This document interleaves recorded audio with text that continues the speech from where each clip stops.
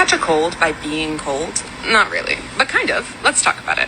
So colds are caused by a virus, which means you can't get sick unless you actually catch the virus. But your body's first line of defense against airborne viruses is this specialized layer of cells that lines your upper airway. And these cells will produce a thick, sticky mucus that will catch and trap the pathogens that you breathe in. And they also produce these molecular brooms called cilia that will sweep that mucus with those pathogens up and out of your airway where they won't cause you any problems.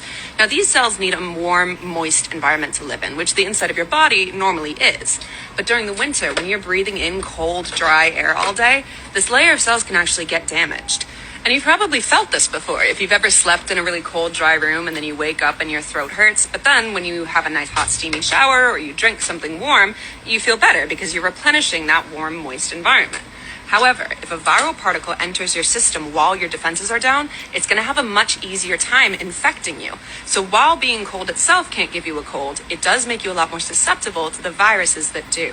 Yes, cold, dry air can potentially make you more susceptible to getting sick, but when grandma says you'll catch a cold by not wearing a sweater, that's still not completely true. So let's break it down.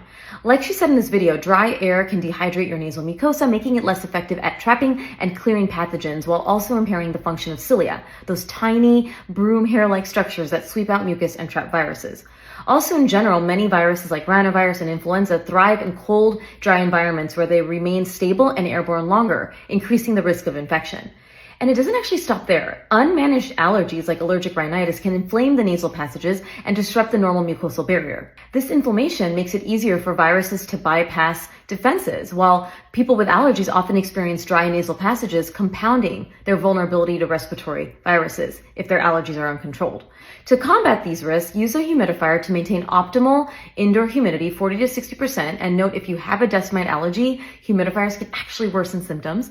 Stay hydrated to keep mucous membranes moist. Use saline spray to keep nasal passages moist and clear, reducing the chance for pathogens to stick and replicate. And if your child has bothersome seasonal allergies, it's important to speak to your child's clinician on best management. As for the sweater myth, don't panic. Going outside in the cold without a sweater isn't exactly comfortable, but it's just the amount of viruses and those dry, vulnerable nostrils that are more likely to blame than your lack of wearing a sweater.